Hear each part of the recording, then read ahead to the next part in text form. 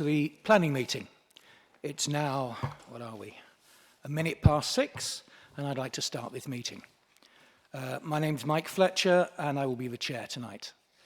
I'd like to remind everybody present that this meeting is being live streamed and recorded for publication on the council's website.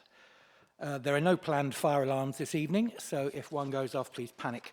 In the case of an emergency, please evacuate the building using the nearest available exit and congregate at the assembly point, which is outside the college. That way, basically. Item 1 on the agenda, apologies for absence. Well, I'm looking at a full set of people, so assume we don't have or need any apologies. Great. Item 2, minutes. I move that the minutes of the Planning Committee meeting held on 8th of July 2025 be approved as a correct record. Not having been there myself, I'll be reliant on you. So are there any comments on the accuracy of the minutes? Councillor Cherry. I thought they were a bit light. They could have had a bit more substance to it. A lot more was said by members, but not much was recorded, it would appear. Thanks, Councillor. Anything in particular that you're concerned should have been noted? Because we can do something about that, I'm sure. I should go through them again and perhaps speak to you afterwards. Thank you. Yeah, do let us know, because I know how you feel. Occasionally I look through and I think, well, no, there's a point here that really needs to be made. So please do let us know. So, pending those points that Councillor Cherry will take a quick look at. Other than that, are we happy to approve the minutes? Yeah, great. Okay. Right, item 3, items of urgent business. I have not received or agreed to any items of urgent business tonight. Item 4, declarations of interest. Does anybody on the panel have any declarations of interest to make regarding any of tonight's items? No? Great, good, doing well. Item 6, so we're now moving on to planning appeals and... Oh, sorry, no. Anybody who had the sweepstake, it is actually 2 minutes in, and I've made my first error. So, item 5 is declarations of receipt. So has anybody received any correspondence, had any meetings, or received any calls that you want to flag up? Councillor Maney? Just, I think we all had the emails and videos from Julie Goss around the Stamford Hope application. Fairview, that's it, thank you, right. Yeah, just another concern that some of what she sent has not been circulated, but that's a point for later. Thanks, Jackie. Kathy? I was going to say. Anybody else? No? So we'll basically, Jackie, if I can ask you to, when we get to that item, if you can just flag up anything that you feel has been said in one place and not repeated in another, that'd be useful. Thank you. So now we can go on to appeals. Apologies, Jonathan. So if I can ask Jonathan Keane to present the appeals update. Thank you. Not too much to comment on this evening, although the Highways team and the planning team were pleased with the first appeal decision for the SO service station. We both, as services, had concerns about highway safety, and we were pleased that the Planning Inspectorate upheld our refusal on that one. But other than that, no comment. Thanks, Jonathan. Does anybody have any questions for Jonathan on the appeals as they're noted in your pack? No? Great, thank you. So that brings us to item 7 on the agenda, which is RG Coal Limited, 1 to 3 Broadway. So can I ask David Stewart to present the report, please? I'm afraid we're not allowed to actually prevent it.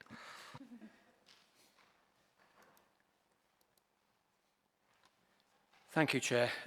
Members will recall that this is an application which has been before you before in June of this year, when it was resolved that we should hold a site visit and reconsider the application in the light of the further information that was provided by the applicant relating to car parking.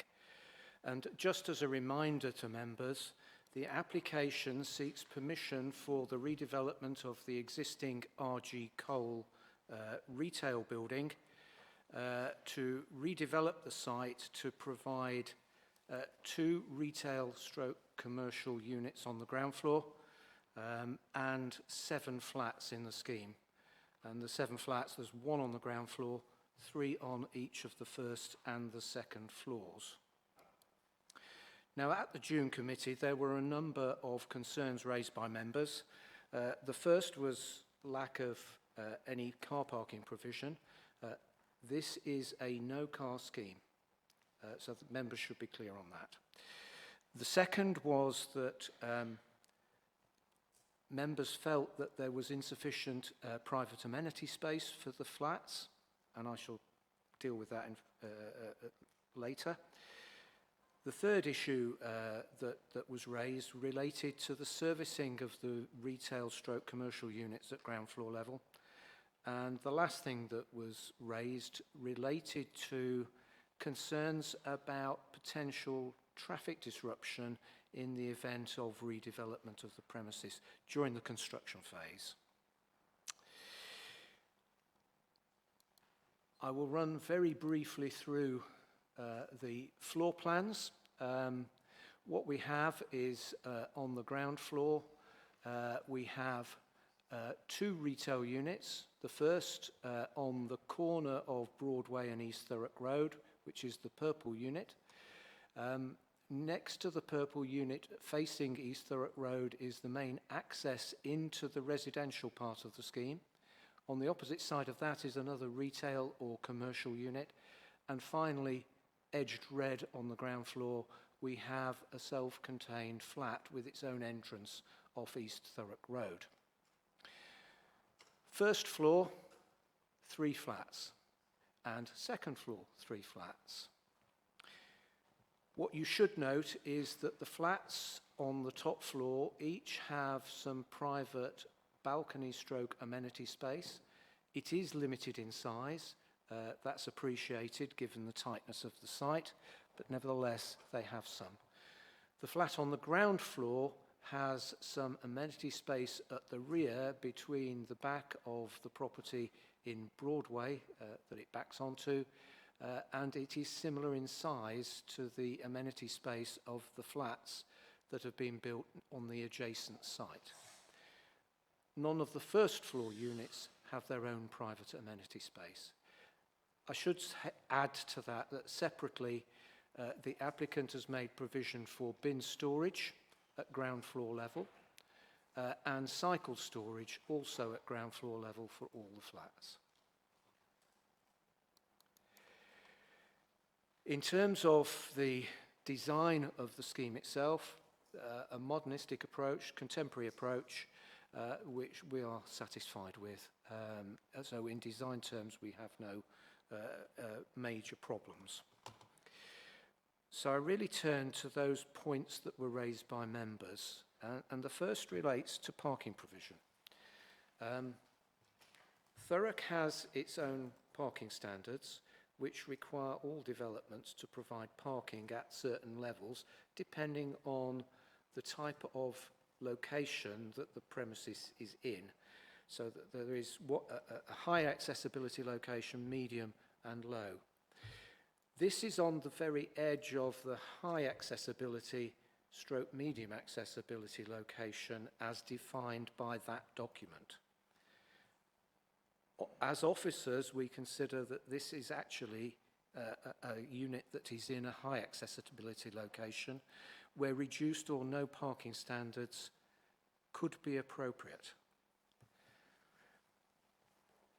Now, in terms of no parking scheme, the first thing to say is that we need to consider the effect on the locality. All the surrounding streets are controlled in controlled parking zones, so that During the day, parking is for residents with parking permits. After 6 o'clock at night, car parking is available to all. The applicants did a survey after the 6 p.m. Deadline, and although some of the streets in the surrounding area were very heavily parked, there were more than enough spaces to cater for the likely parking that would arise from this development. So that's the first thing to note. During the day, if future residents of this block were retired, they wouldn't be able to park in the locality. There are 1 or 2 streets that are not in the controlled parking zone where there may be parking, but that's often taken up by the commercial concerns in the area. It's very restricted. In terms of the highway response to that, highway officers have advised that they would have no objection to the scheme if controlled parking was extended in the area to apply also to this site. That would allow future residents to park within the controlled parking zones at any time during the day and obviously in the evenings. And in order to do that, they have requested a Section 106 contribution to cover all the legal and technical costs of implementing that proposal. And I should say that the applicant has agreed to fund those works. So that, from both the highway officer's point of view and our point of view, resolves the issue of parking. After all, this is a very accessible location. There are a number of local amenities in the area within very easy walking distance, and the main railway station is actually in easy walking distance. And my report goes into a lot of detail on how you measure easy walking distance, which I hope you find useful. With regard to the proposed servicing of the 2 units that are provided, should members approve the application, well, all I can say is that the existing shops in the wider area and the shop that currently occupies the site services their units from the street. In fact, from the Broadway street elevation frontage, where there is I think a single white line, yellow line, which denotes some form of loading ability. That would remain in place and would be satisfactory to serve the 2 units in the scheme. In terms of interruption of traffic flows and other problems during the construction, I'm afraid that officers cannot take that into account because they can all be resolved. They're not permanent obstruction to the highway. This is a temporary situation, and they can be managed through the implementation of a construction and environmental management plan. Turning now to the other main cause for concern, and that is private amenity space. I've already run through which flats have private amenity. Those that don't are of, sorry, I should say that all flats either comply with or exceed national space standards. The separate bin facilities on the ground floor enables greater storage capacity within the development itself without impacting on the flats themselves. And of course, the ability to store your cycle in a separate store rather than in your flat is an advantage. But there are also public amenity spaces close by. Ultimately, it's a judgment that members have to reach as to whether, given the circumstances, it is appropriate to consider granting permission for this development. As officers, we are happy to agree that this should be a no parking scheme. And I think in terms of private amenity, we are satisfied that it would meet, given the location that is, what would be expected to be provided. So we are recommending approval. One final matter to consider is, if this were refused, we've also got to consider future use of the site and the existing building. And although no application has ever been made, there is the procedure by which to seek prior approval for change of use to residential. And we estimate that there's probably enough room within the scheme to provide 4 or 5 flats anyway. Now, I'm not saying that we would grant prior approval because no application has been put before us, but nevertheless, it is a consideration that it may be that the applicants are able to convert the existing building without interference from the authority. So there are a lot of considerations, and as I said, on balance, we believe that planning permission should be granted, subject to the 106 contributions towards the revised parking measures in the controlled parking zone. Thank you.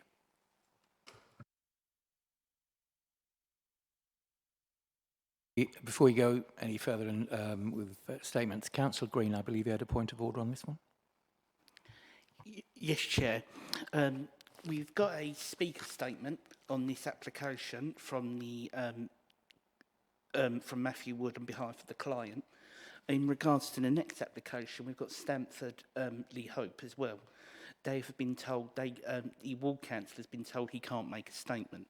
So, what is the procedure here? Thanks, Councillor. If I could ask either Ashley or Council to clarify that one. Can I just clarify, Councillor, that the member that you has been told, in your opinion, that can't speak, is that for this item or the next item? The next item. Okay. In that case, for this item, we can proceed. But if a member has been told they can't speak, if they spoke at the last meeting, we would have to kind of review that and potentially defer the item, which would be the chair's decision. But you're confident that it's the next item, not this item? Yes, confident. Okay, that's fine then.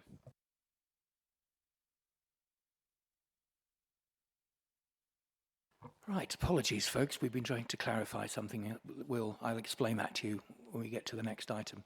So, do I have any actual speakers for this item number 7?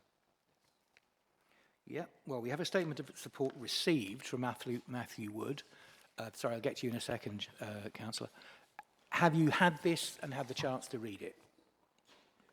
Great, so I'm not proposing to read it out for you. I did want to make the assumption. Yeah, sorry, before we go any further, Councillor Cherry, you wanted to just make a point? Am I allowed to make any observations at this stage about the development? Well, we have basically what we'll go on to next is questions for the planner, and then after that we'll go on to the debate, and that would be the appropriate point at which to come up with. And in fact, we'd want to hear anything you've got at that stage. So if you can keep it for the debate, that'd be great. But do feel free to ask any questions. And I'll use that. Oh, sorry, Councillor Panjala. Do carry on. Thank you, Chair, for the opportunity. I want to ask to the officer about the revised parking measurement. How much is the estimated budget? Do we have any in place? Or £20,000 was requested to cover all the physical works and the legal costs of altering the controlled parking zone areas. thank you, officer. Thank you, Chair. Thank you. Sorry, typical bloke attempting to multitask and failing. Thanks very much, Councillor. Steve. We are at questions. I should have said we're at questions, but I kind of assumed that was implicit when I let the councillor ask a question. But you're right. Fair enough. That's great. Thank you. Thanks, David, for yet again another consistent report. I have a couple of questions. One is, it talks in section 7.3.6 about the parking design and development standards. And it says it follows the principles as set out in paragraph 112 in setting local parking standards for residential and non-residential development policies. And when I look at those, one of them is the type and mix of a development. So we've obviously got residential, and in addition to that, we've got, and I think you used the word retail or commercial. Is that true? Yeah, that's correct. One of them, the unit on the corner, is allocated at this stage for retail use. The other unit will be offered for retail use, and if that's not successful, will be used for other commercial purposes, so an office. Thanks. So the reason I was asking that question is that in front of that whole building, that whole facade, irrespective of what it looks like, there are double yellow lines. Understandably, it's a very dangerous bend. One of the things that bothers me slightly when we talk about access and servicing retail units from the road is if one or either of those ended up being a fast food outlet or something like that, where you've got delivery bikes or cars or whatever constantly back and forth, that's very, very different to a kitchen showroom. And so as a kitchen showroom, I understand it's infrequent use, but because we can't determine what the end use of the two retail units will be, that's why I was asking the question, because that still worries me. So I think that was my first question. And the second one, and I'll stop then, I promise, is you said there's car parking, sorry, there's bin storage and cycle parking within the unit. Yeah? Could you just show me on the picture where that might be?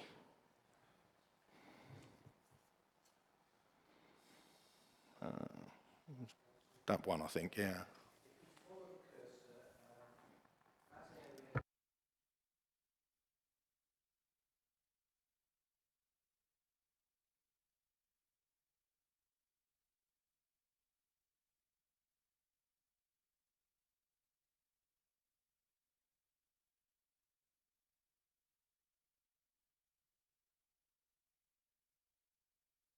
Is that within the building or external?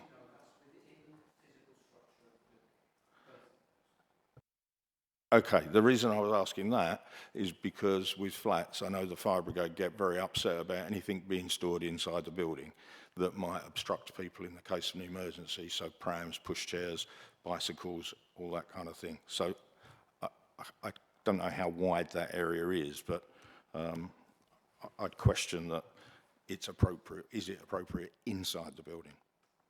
But fine, you've explained it. At least I now know where it is, so that's fine. Thank you. As a matter of principle, it would be acceptable, but subject to details of building regs and, as you say, widths of hallway access, etc. So I'm sure that's resolvable. I just want to come back on your first point, and that is I too would be very, very concerned if a hot food takeaway shop wanted to take one of the units. So it's something that would be restricted. That cheers me up no end. Thank you, Dave. I'm glad we both thought the same thing. Thank you. Thanks, Steve. Kathy, I believe you wanted to. Yes, thank you. It was just following on from the site visit, which we went on. We all went and looked at, there was a sort of, well, it's council land apparently, that was used informally as a car park between Wood Street and Gypsy Lane was the address, which you'll remember no doubt. I wondered if there'd been any, further consideration of sort of upgrading that into more of an official car park. It would be for the council to decide. My understanding is that that car park is owned by housing, and that as such, it's not a formal car park, but is used as one, and I assume they get rental off it, some sort of rental. There's no payment machine actually on site, but I assume that people are allowed to use it. If it were to be a formal council car park, there might be other costs involved in terms of upgrading the surface, because it's type 1 surface at the moment. It's not fully tarmacked. I've no idea what sort of lighting is there. I don't think there is any. So there would need to be some sort of lighting to cover all the safety issues if it was formally allocated as a residence car park. No, I haven't managed to see whether that is a possibility, and so it can't form part of the consideration. Thanks both. Any further questions? Roy. Thank you, Chair. Thank you, David, for your presentation. Just to clarify, you're saying this is a no parking development as such. Like, so what do you mean by that? Do you mean that the people that come to rent the place, we kind of like give them, ask them questions? You know, have you got a car? Haven't you got a car? Because if you've got a car, you can't rent this. You know, how does that work? Not sure. We can't really control who assigns the lease. We can't control what's in the lease agreement, whether it's has a clause in the lease to say you will not own a car, because it's impossible to control in planning terms. So this is a no car scheme where no car parking is provided on this site. And in fact, when you look at the site, nobody would in their right minds want to provide parking at ground floor level, because getting in and out of the site would be so dangerous on that S-bend.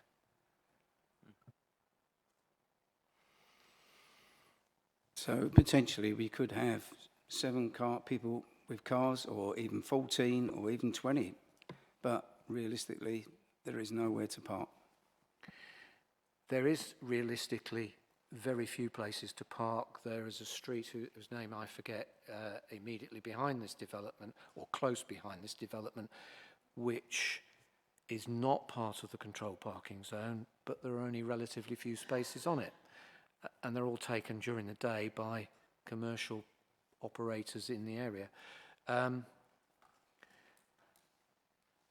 The applicant has provided information, and it's verifiable, that according to census data, the average car ownership for people in flatted accommodation in Thurrock is about 0.75, 0.8 cars per flat unit. So if the typical flat occupier occupied this development, you'd expect them to, between them all, to own about 5 cars. But in reality, you know, it could be 7 cars, 1 for each unit. Yeah, and they would have to find parking in the area. And that's the reason why there is a 106 offer, so that they would be able to park in the surrounding streets.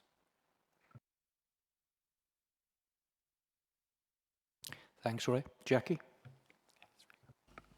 Thank you, Chair. Thanks, David, for your report.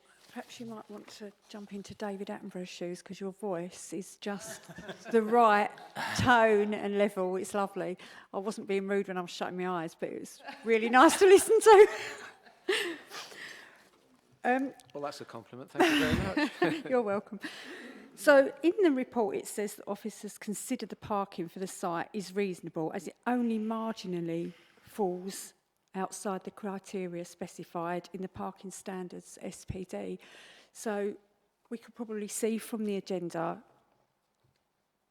the report going through it again, exactly what marginally falls outside means. But for the people that are listening tonight or in the public gallery, how much is marginal? As the report sort of sets out, it varies according to what facility you want to access. So a local shop, typically people walk about 400 yards or 400 metres to the local shop. They won't walk further without getting in their car. So that's a typical distance to go to a local shop. Similarly, local school within 400 to 800 metres. So that's 10 minutes walking distance at the outside. People are prepared to walk further for other types of facilities. So, for example, the railway station, people will walk over a kilometre to the railway station. Typically between 1.2 and 1.6 kilometres to the railway station before they'll get in their car. Of course, it also is weather dependent, but that's a separate matter. I'm talking about a typical situation. People are also prepared to walk further to the doctor.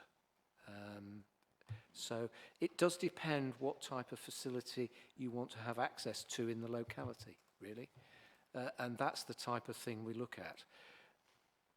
This authority has set out in its parking standards what it expects generally.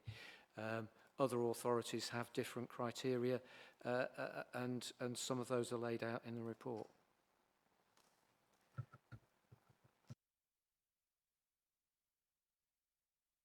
Shrikant? Thank you, Chair. As officer said, that one revised parking measurements is costing up to 20,000. So on the 17th of June, I also joined, site visited along with Kathy Sisterson and Steve. And we saw that one like a car parking space is available on the William Street, which can accommodate like nearly 30 cars. So I want to know that somewhere around you have a plan to use that funding. So why don't we have any plan to use this to upgrade? Where we have already less than 3 minutes from the site. Thank you. Thank you, Chair.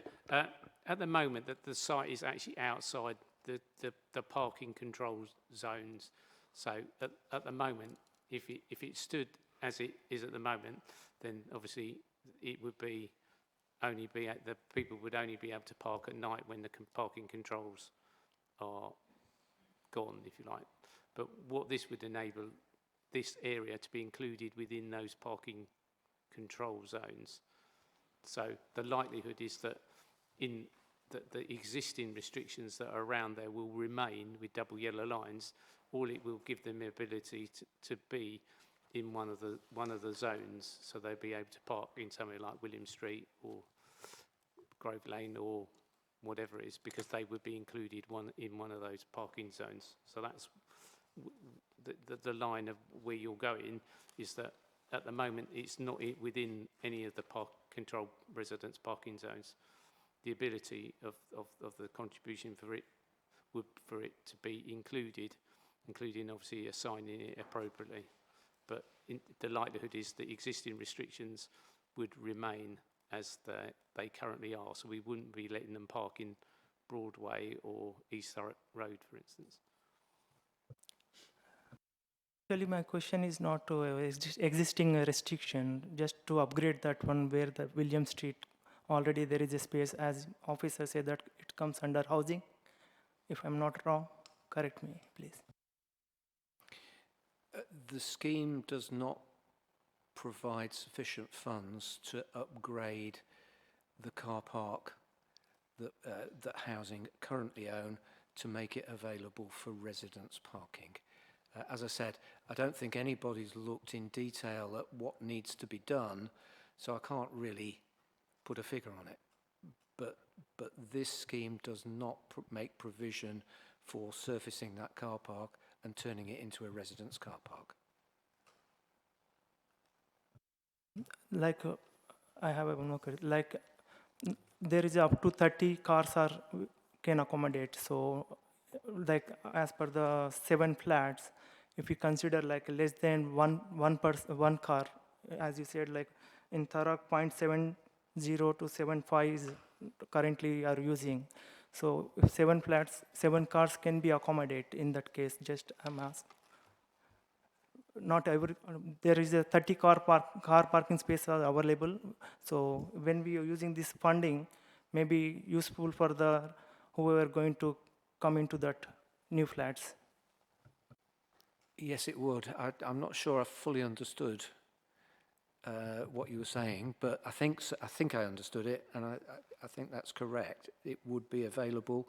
It would give them access to a permit. That permit would allow them to park in surrounding streets for which there is sufficient space, according to the parking survey that was carried out, to accommodate them. And the number that can be accommodated in the surrounding area is greater than 7. Thank you, officer. Thank you, Chair. Thanks, Shrikant. Sorry, Steve, were you wanting to? If I might just ask a couple of questions myself. I think one of them, Shrikant, has just sort of clarified for me, because if I understand it, adding these guys to the existing controlled parking doesn't create extra controlled parking spaces, it just gives these flats access to the existing controlled parking spaces. That's Is that right, correct? yes. Okay. Something that occurred to me, and apologies if I'm being naive on this one, but if the problem with the car parking that we've just mentioned in William Street is that it's not been upgraded or can't be upgraded because of cash, would that not be a suitable, what's the word, suitable for an S106 discussion? Because if you listen to what's being asked, what's being talked about, clearly the thing that is really worrying people about this development is the lack of obvious parking facility. So if that's our issue, is there any opportunity to use S106 to help create further parking provision? As of right now, no. And the reason I say no is that if you wish to request a contribution from a developer, you must have a scheme that has some status in local authority terms for them to contribute to. So what we have at the moment is a piece of land owned by housing which they wish to sell at some stage. So they wish to gain revenue. There is no proposal to turn it into a residence parking scheme, and therefore it would be an unreasonable request from this authority to the developer. Yeah. Thanks, David. That's really useful. I guess from what you're saying, if we add these 7 properties into the existing controlled parking scheme, you are confident that there would be enough spaces, sufficient spaces, in what's already there to accommodate, well, the number of cars you think are likely to be needed. That's correct. Okay, thank you. One other question, sorry. I'll get to you. Just a sec. One of the things that slightly concerns me, and this is why I want to ask the question, when we talk about accessibility, we talk about accessibility to the station, accessibility to various other things. These guys, car or no car, have got to do the weekly shop, presumably. Do we include access to shops in these accessibility criteria? Because I know when I was living on my own, I lived mainly off tins of soup, but you still occasionally, just expecting people to walk to and from the shops to do the weekly shop could be a bit of an ask. I think to do a big weekly shop with a lot of goods, most people will jump in their car, but that's once a week. So it's less often. It's a fact of life, unfortunately. But what we have here is a situation where the distance from the site to the edge of the town centre is within easy walking distance. So people are able to walk if they wish to. And interestingly enough, has anybody from the team actually done that walk? I did. Yes, You have? Yeah, yeah. yes, Chair, I have as well. I've walked past that into the Towers industrial estate as well. And it felt a comfortable walk to you guys? It's not difficult, no. Okay. Any further? Aaron, you wanted to come in? Nearly. So my question's quite a simple one, I think. we've heard a lot of questions around William Street. Can you just confirm, is this a material item we should be considering when we're making our decision today, please? The use of the William Street car park, it is not a material consideration for you, and you should not be taking it into account. Thank you. I just wanted that to confirm to everyone. Thank you. Thank you. Well, it sounds like we've exhausted the questions, so I'd like to move on to debate. So I'm interested to hear your thoughts, your comments, etc., and we'll start with Russell, if we may. Thank you, Chair. I know the location very well. I regularly drive it and regularly walk it. I'm very fearful with the commercial property being a takeaway, as you mentioned yourself. There are numerous takeaways there and all-night shops. There's very much a lot of inconsiderate parking goes on. The single yellow lines along the dock road there are ignored. And there's parking half on, half off the pavements, which if you've got to bring a pushchair or a wheelchair, you know, they may be forced to go into a very busy road, which is also a bus route and served by heavy goods vehicles also. I'm just concerned that there's too many takeaways, there's too many parking infringements, too much opportunity for an accident to happen to a pedestrian or to another vehicle. And I think we'd be very remiss even to allow these additional commercial units. If at all this development goes forward, more residential flats would be better, I believe, than a commercial shop. Thank you. Thanks, Russell. Sorry, 2 seconds. You'll be next, Tom. So Kenneth just asked, we've got a speaker statement, did they actually want to speak?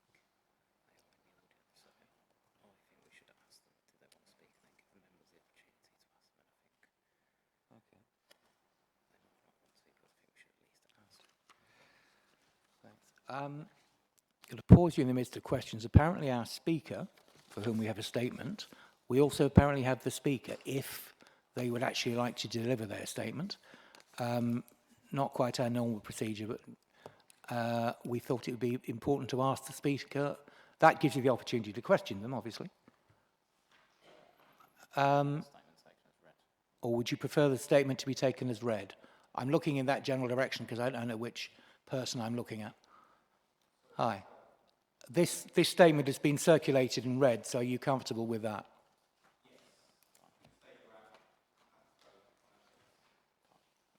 Thank you. Wanted to clear that up. Sorry, I didn't realise that you were the person connected with this. Chair, if I could just come back on those 2 points raised by Councillor Cherry. Please do. The first point, we can definitely restrict the use of the retail units to prevent things like hot food takeaway. It's interesting that you point to the fact that maybe residential is a better use of the whole site. It's not your adopted local plan policy, because this is a local neighbourhood centre which the core strategy seeks to protect. So I think it was a requirement of ours in the first instance to retain a level of retail on the site rather than lose it altogether. Thanks, David. I think it's worth mentioning that I don't think anybody in this room was necessarily party to that decision, so they may not necessarily agree with it. However, yeah, it's if that's part of the plan within which we're building, then that would explain why we have to have a commercial premises. However, it should be noted that, as you say, if we want to try and further limit the range of premises that can be put in there, it sounds like that is something you would be looking to push for. Is that fair? Okay, so I think, Tom, you're next, and then Jackie, and then Aaron. Yeah, thank you, Chair. So looking at the scheme as a whole, I do think that we do sometimes get these. I'm not a developer. If I was a developer, I'd probably be trying something similar. But for me, I think the whole scheme looks like the limits are being tested on at every corner, the amenity size, the room size, I mean, I'm looking at the proposed layout there, and you can see that it's incredibly cramped, but I also accept that that is within the parameters of the MPPF, so we would be limited to reject the scheme on those grounds. This idea in theory that the area is of high accessibility in terms of public transport is not something I particularly agree with. I appreciate it says it in a document somewhere, but it's not my own personal opinion. If it was in central London, I'd probably be a bit more workable. There's a few opinions in the report that I think are subjective, such as the regular bus service that runs late into the evening. We know that particular bus stop stops at 7 p.m. And we do know that there are issues just outside the permit area in roads such as Blockhouse and Cement Block cottages. So for me, I'm still got concerns over parking. This idea in theory that we can just introduce a controlled parking zone, well, we need to speak to local councillors about that, local residents, if they think that's a good idea. And all in all, I still think parking's an issue. I'm quite happy that other issues have been solved, but for me, I appreciate it's subjective, but it is still material, and I'm really just looking at my colleagues to see what they think on parking. I still think it's enough. It may end up on appeal. In that case, I think it would be close. But for me, I still think it exists. And this is the idea in theory that they can come back with something more reasonable or something lesser. Well, then by all means, come back with something more reasonable, more lesser. Thank you. Thanks, Tom. Apologies to Aaron that I did say Jimmy could be next, but do you mind going after him, Jackie? Thanks. Aaron. Oh, go. Just do it. Just go for it. There's not much more I can say different than Tom, but yeah, I agree. The highways issues around parking does still very much concern me. We have no way of controlling if there's extra vehicles. That junction is a very dangerous junction as it is, so I'm leaning alongside Tom to vote against. Thank you. Jackie, over to you. Did you want to speak? Yeah.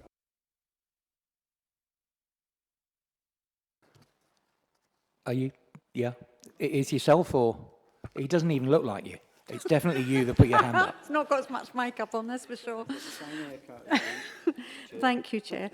Yeah, there is a chronic parking shortage that concerns me a great deal. But could you just clear something up for me? And I do apologise for my naivety here, but should the statement have been submitted before the application was deferred? This is probably for you, Ash. Through the chair. So the speaker statement. Yeah.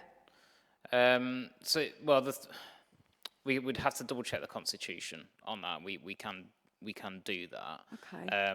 My understanding is that the applicant has the opportunity to submit their statement, at the previous meeting, but also this meeting. So I don't see that there's any procedural issue with what's been undertaken in terms of that speaker statement being submitted. But we'll double check that in between questions. Thank you. Thank you. So if somebody wanted to object, would they have been allowed to speak? Okay, yeah, through you, Chair. So again, we'd have to double check the constitution, but what it effectively says is whoever spoke at the previous meeting, they've got the first right of refusal, but it's all through the chair. Now, obviously, the applicant didn't speak at the previous meeting, but if you do have an objector, the applicant must be given the opportunity to speak. Hence why I don't consider that as an issue, but we will go and double check that. Thanks, Ash. And I think, Jackie, that's a good one too. We do need to clarify that. And I'll work with the team to get a note out to all of you to explain what is the situation on that. No worries. I think it's Kathy next, and then Shrikant. And Roy, I think Roy, is it yourself, Roy? See, I can see all of you. I just couldn't see a hand. Yeah. Thank you, Chair. I don't. Do you want to come in now, and I'll get Kathy on next? I'm absolutely no worries, Chair. I'm equally concerned with quite a few things on this proposal, this application. Obviously, parking is one of the main ones, but I just think amenity space, I call it quality of living. I'm sort of looking that there may be a single parent in there with a little child. There isn't a lot of room. I'm looking forward to what could be, because we have many houses and dwellings where you see young families or with children in, and there's no space for them to play. So I'm looking at quite a lot of things on this development. It's on a very dangerous bend, and I appreciate that probably the people that own it are thinking, what can we do with this? You know, because of its location, and I fully feel for them in one respect. And as I said, it wasn't used too much for vans pulling up or collections and deliveries because of the nature of the business in which it was involved with. We still don't know what's going to be in the commercial ones that they're proposing. And it said in the report, well, you know, they can unload on the road because this is what they do around the corner. That doesn't make it right, because I come through there many a time, and that is absolutely horrendous there to get through there. I come through there today. I had to go to Gray's care home, Gray's Court Care Home, and it was a nightmare getting through. There was a lorry unloading material actually near the bend. We're supposed to be making life a little bit more easier and sensible for our residents, not making things where that's overdevelopment in that area. So I've got great concerns about this. I really have. Thank you. Just before you move on, Roy, can I just check something? So for me, the parking is one issue, parking or lack of. But when you talk about the dangerous corner, etc., that, from the sound of it, you're more concerned about the servicing from the front creating extra hazard. Is that correct? Chair, on both sides of that, equally, Whitehall Lane and Broadway are both very, very busy. Wherever you park there, you're going to cause issues. I mean, ideally, what would be the ideal thing is to take the thing away totally. Council take it away and build a big little mini roundabout there or something like that, as to make that a bit more accessible on that bend. But no, it's whatever it is, it's a dangerous bend. And I think that there's just too many flats in there. Thank you. Thanks. So overdevelopment plus the parking. And the reason I mention it is simply that people parking on that road, when the parking that has been suggested is somewhere else, wouldn't be a planning issue. It would be an enforcement issue for the highways team. So I wanted to be clear about what exactly the issue is. And from what you're saying, it's the fact that a development of that size and of that type remaining on the corner, bearing in mind there already is one, means you're going to continue to have traffic down that road or traffic stopping on that road that's going to potentially cause further difficulties. So I just wanted to be clear. And also, Chair, I'm against the limited amenity space for the residents. Thank you. Thanks, Roy. So I think it's Kathy next. Yeah. Thank you, Chair. Yeah, I've got some concerns about the parking, but I think people moving in there will know the situation, and if the car's very important, they would probably not choose to live there, and especially if they are included in the local residents scheme. But what my problem is, it's neither, so it's not car friendly, but neither is it pedestrian friendly, because that road is a dangerous road to cross. So I think when at that site visit, there was someone there was a nearby school, isn't there? And they were asking about the possibility of a pedestrian crossing at that corner or somewhere in the vicinity. So I know it's not part of this application, but maybe it's something that could be looked at some point to make it actually safer for pedestrians. That's my thoughts. Thanks, Kathy. Anybody else? Shrikant. Thank you, Chair.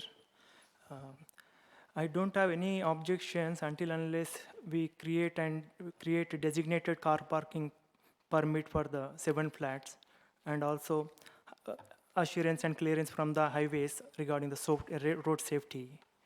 So these are my concerns. Thank you. And also I want to say one more point. as Thurrock having like a very like a challenging about the car parking, unless we create, we cannot able to provide the car parking. So that one I can see that one after going through the questions, came to know that one we are going to impose more restrictions on the residents. So that one I'm having concerns. Thank you. Thanks, Srikanth. Anybody else want to comment? Steve? Just quickly, Chair, and I'm not happy about the parking, the construction problems, the amenity space, the overdevelopment, but looking through the application and our standards and policies, they seem to have shot down every argument that I was going to put against it. So I shall be voting for it. Thanks, Steve. I think this is the problem that we have. What's clear is that, listening to the debate tonight, is that we're still not comfortable, I think any of us, with this development. And primarily, it seems to be an issue of where on earth will people park, and we don't seem to believe that people would, well, that the non-car owning flat dweller actually exists, or if they do, whether they stay non-car owning for long. The parking is an issue. The lack of amenities has been mentioned. I think if I understand it, what we're saying is that, well, actually, these amenities are certainly not worse than what's around the same areas. Is that correct? The fact that it's on a junction is a nightmare, but it's a nightmare already. And I guess, as Steve says, our issue here is not so much do we like it, because we don't, as will we be reasonable in saying that this can't happen. My issue with the parking is, no, issue's the wrong word actually, what I actually did find very helpful in this, and this is where I meant to start, something that I'd mentioned to Ash a while back about when we get, when we defer and we get second reports coming back. In the past, it's been very often basically the same report gets read and it's like, well, we're going to have the same discussion again. What I would like to say, David, is I was really pleased to see that you have actually had a go at addressing the issues in this second report so that we can actually either say, okay, yeah, that's great, or no, I'm still not happy. So thank you for that. I say, unfortunately, I think it's still a bit uncomfortable. I have to admit, I look at that, my great-great-grandfather lived in a tenement block in Woolwich with 14 kids. I don't think he could fit the 14 kids in there, and he sure as hell couldn't swing a cat in there. It kind of feels, there's a bit of me feeling that we're moving back towards tenement living with this kind of stuff. I'm not comfortable with it. However, the fact that I'm not comfortable with something doesn't mean it shouldn't happen. Because, via your answers, because there is effectively an answer for each of our objections, and because the one that was still concerning me with parking, I'm taking it, what's the word? I'm taking it as fact, what you've looked at, what you've done in terms of numbers, etc. I think reluctantly, I personally would have to say, I will be voting for this application, but I do think, you can see I'm really right on the edge, and I'm just on the right side of the edge for yourselves. I really do think, though, that, as Tom says, we are taking our rules and regulations and procedures and trying to see how far we can stretch them. And it concerns me that we get something next time that's even further out of our comfort box. So, this far and no further for me. Sorry about that, slightly longer than I intended, but I think I'd like to just bring in Ashley for a second to make a couple of points before we move on to the vote. Yeah, thank you, Chair. So just before we get to the decision-making point, what members haven't really talked about at this meeting, and it might be because you're completely content with it, is the housing need and the tilted balance. So that was covered in the previous report, but it's obviously important to have that as part of your decision making and weighing that as part of the application. So that was covered in detail, and you might be completely satisfied, but Chair, you may wish to kind of explore that. In terms of the amenity space point, I just want to be content that members have covered, particularly para 7.7.9 in the report, refers to an appeal. So if members could just refer that before they come to a view on the amenity. And then finally, just while you're sort of scanning that, I'd just like to bring the opportunity for Highways colleagues to come in on the parking, just so you can hear from the officer perspective why we do not consider that we could defend that. But I'd like to bring either Julian or Matt in, if that's okay, Chair. Can they also address the traffic? Yep, and the traffic flow as well, please. Yeah, thank you, Chair. There were a number of points raised about obviously traffic and that type of thing. In terms of the traffic impact, there isn't really a traffic impact in principle with the development. Obviously, it's 0 cars, so the only impact would be servicing potentially. Well, there is servicing there. If it was seen to be a problem, then that's potentially something we could control within the potential of putting the control zone. We could add additional restrictions in that area if members consider that was a real issue within our consultation. I think Councillor Siston mentioned about the dangers of pedestrian crossings. I believe there is a consultation at the moment in regards to putting crossing facilities in that location, just to highlight that point that in terms of pedestrian safety. So in that terms, there would be zigzag lines there, which is no stopping at all, 3 points on your licence if you park on zigzag lines. So obviously it has to be enforced, but they're a bit stronger than just putting a few potentially the double yellow lines that are remote. In terms of the parking, I think it's shown that there is plenty of parking outside of within the existing control parking zones. If, as we've suggested, that the development comes within the control parking zones, there should be plenty of spaces on the street, and I think we would find that difficult to refuse at appeal.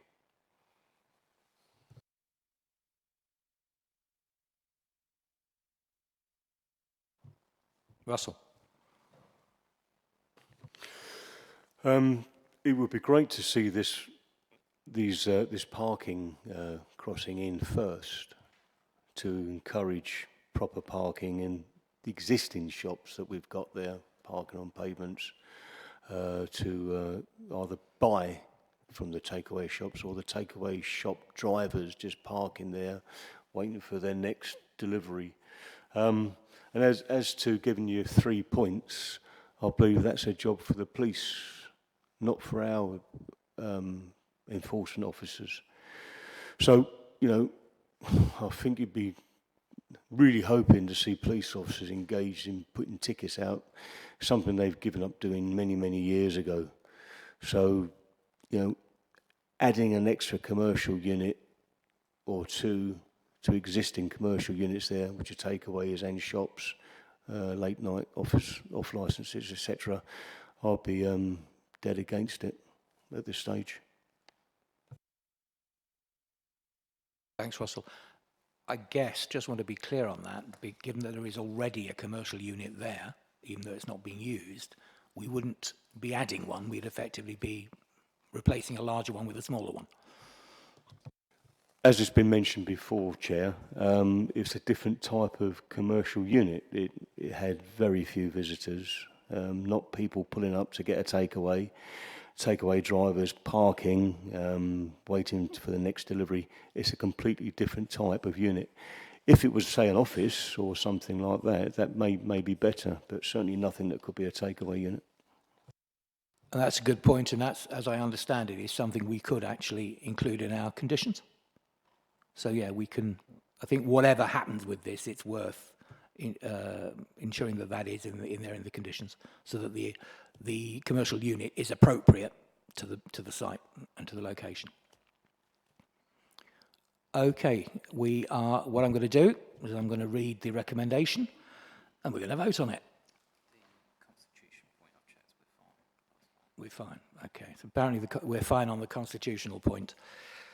Right, so the recommendation is that the Chief Planning Officer be authorised to grant permission for the development, subject to those conditions set out in section 16 of this report. That's our start point. So may I ask for a proposer? Seconder? Okay, Kathy. So proposed by Steve, seconded by Kathy. All those in favour?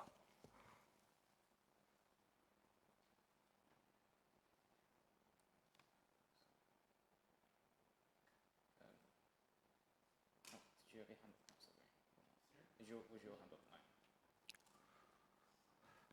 No. Okay, can we put our hands down? So what is clear is that the motion is not carried. Okay, sorry, yes. Any abstentions? Let's ask. Okay, those votes against? Yeah, I think I guessed it right. 3, 4, 6. Okay. So, Ash, do you want to talk us through where we go from here? We will obviously need an alternative motion.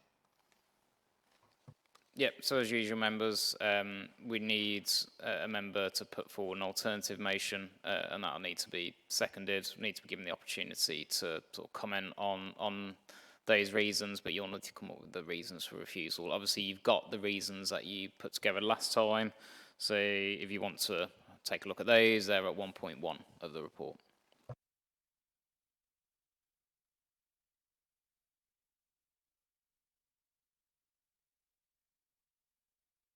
Take a few minutes, because I mean, one of the things that does occur to me is that if you're going to use any of the reasons we originally gave, you'll need to bear in mind that those have been answered, and it's then a question of whether you're happy with the answers, which by my assumption is that you're not, but you'll have to be clear about that. Roy. Right, Chair, I will give another recommendation for refusal. You're right, basically the officer has done great work in trying to alleviate some of the issues that we have put forward, but they're still there, a lot of them are still there. Whatever way you work it, it says it in the front really, that basically the agenda is the same as what it was before. So my point for refusal would be, as I said, over development on a very dangerous bend. Parking issues in and around the area.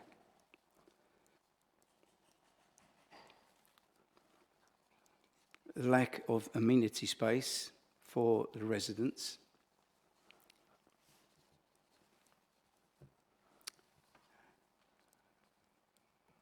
And as Kathy pointed out, it's not even acceptable for, say, on foot. It's you know, it's dangerous for residents just walking around there, just coming out their front door. They're on the traffic. They're straight on the traffic on that bend. It's a dangerous bend.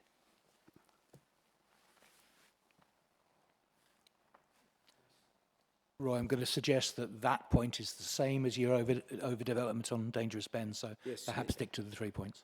Okay. Aaron? I agree with every point apart from one. I don't think we can defend amenity space. If we can remove that and keep the rest, I will support it. Okay. Yeah.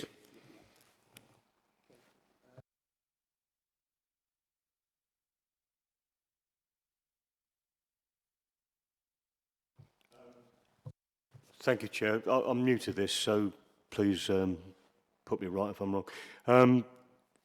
An alternative proposal would be to agree the motion if a pedestrian crossing is put in place first with double yellow lines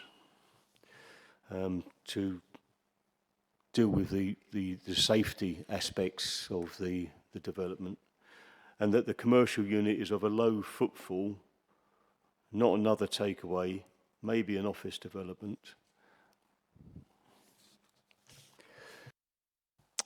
Thank you. It's interesting. So effectively we would approve, but with a number of extra conditions. So now, please guide me on this one, Ash. Yeah, no, that's fine, Chair. So those conditions, to my mind, and David can jump in, would not be reasonable, so they wouldn't meet the tests that have to be met.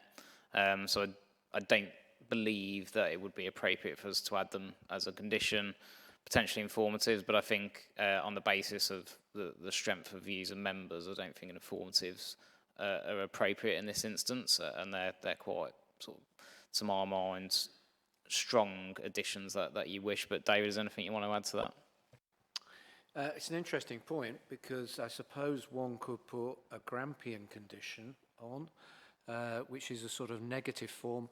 You cannot develop this site or cannot occupy this site until the pedestrian crossing's been provided. The slight difficulty I have with that is that I think it probably is unreasonable at the moment, because the crossing proposal, as far as I'm aware, is still at consultation. Yeah. Thank you, Chair. The crossing point that's proposed at the moment is under consultation is for a zebra crossing. That would require a traffic management order, which is a legal order that we'd have to make, and if there are objectors to that, it could frustrate the development accordingly. So I would probably say on that point the Grampian condition would not be appropriate in this instance. That's a shame. So it sounds like it would be the answer if we were able to do it. Okay, so it sounds like that alternative approval with those particular conditions we'd not be likely to get through. Are there conditions that we can set, I'll put this one to David, that would meet these requirements and that would actually be tenable? I can't think of any at this stage, I'm afraid. You could place a Grampian condition on and hope that the developer would not contest it. And if the consultation process is much further down the line. Can I ask a question of highways, though? How soon is the consultation period likely to end? And the proposal becomes concrete, if you pardon the expression. Thank you, Chair. It's an informal consultation stage at the moment with residents that would go through a dedicated decision report on whether or not to proceed following that consultation. And then there would be the traffic management order itself. The traffic management order itself has a 21-day consultation period on it. There is no decision making at the end of it, but if there are heavy objection to it or an objection made, then we have to go through Secretary of State approval. Do you know how long Secretary of State approval would take? Never happened before, but we don't know. It could take 3 months, could take 6. I mean, if there's a prospect of providing a pedestrian crossing or getting a pedestrian crossing agreed with the council within 12 months, then I would actually advise you to go with the Grampian condition on the basis that it's unlikely to be challenged. Roy. Thank you very much for your information, but I'm against that. It doesn't address the overdevelopment and the parking issues as far as I'm concerned. So, thank you. Thanks, Roy. Aaron? I agree with Roy on this, but also it's a TPO. in my view, we've got two different issues here. We've got a TPO, which is great, and we've got planning. Can someone confirm, Ashley or one of the officers, if that didn't go through, and the TPO, let's say in Magic World, it never happened, where would we be at? Would be at an application with a condition that David said, and no way to enforce it or anything. So in my view, we can't even do that. So can Ashley or someone confirm, please? Yeah, so if that order is not made, in effect that condition can't stand, so we'd have to effectively come back and remove that condition, or, you know, as David's articulated, the applicant may challenge that condition anyway as well. So it's in my opinion, Chair, we can't put that condition, it's an unreasonable condition. Okay. Steve. Thanks, Chair. I'm not sure if this is going to be helpful or not, but I intended it to be helpful. When I think somebody referred to the 7.9 and what had happened in another example where a council had refused a planning application, and I understand that and I respect that, but I think you have to approach this as a reasonable person. And I think if a reasonable person went and stood at that junction of 5 roads with a school that children walk to with very narrow pavements and said, and what we're proposing to build here is, then I think a reasonable person would say, I don't think that's a great idea. And I think that's the point Roy's making and some of the other councillors. So I know everyone's fearful of or seems to be, of somebody appealing.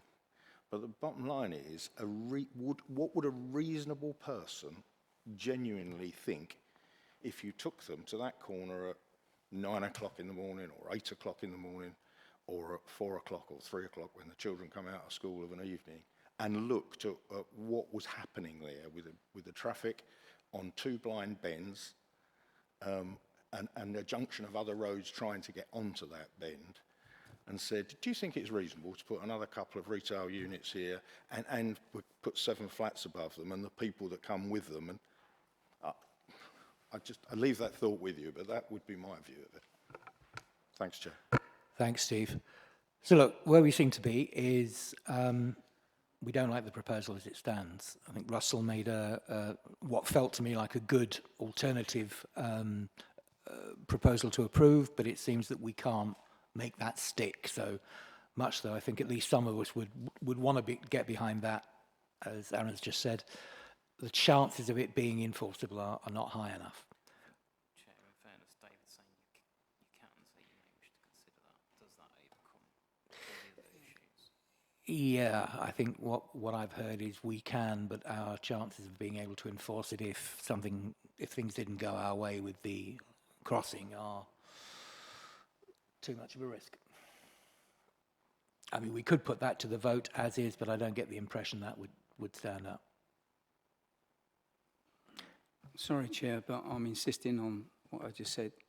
Yeah, well, that's what I'm trying to get to, yeah. Roy. That if the alternative approve, if we're being advised, as I hear it, that it doesn't have the legs, then the only proposal I've got on the table that we can move to is yours. So will we go to a vote on that alternative recommendation of Roy's?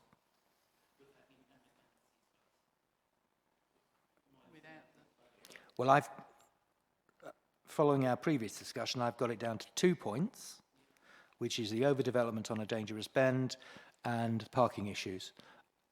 I will say now, I think the parking issues, we are ignoring the fact that effectively officers say, well, no, you can park, you just can't park in that building itself. So I think we need to be clear about that in terms of how robust our counter-argument is.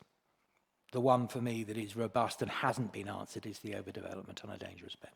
But the proposal is as Roy has made it, and that proposal is to refuse on the grounds of A, overdevelopment on a dangerous bend, and B, known current parking issues in that location and the area surrounding it. Before you go to the vote. Okay, so for you, Chair, so as I see that, it's very similar to the reasons you issued last time.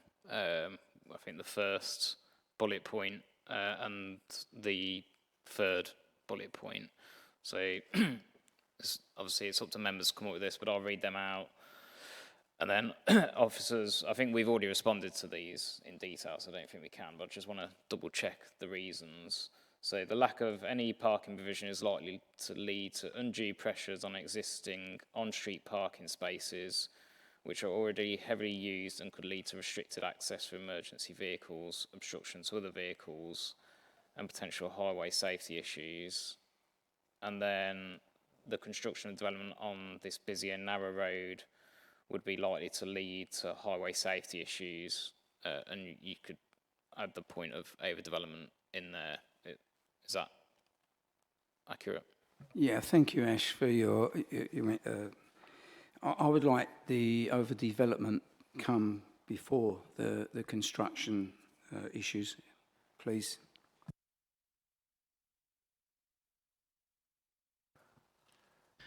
I don't think we can use the construction of the development on this busy and narrow road. It will be, can hold up.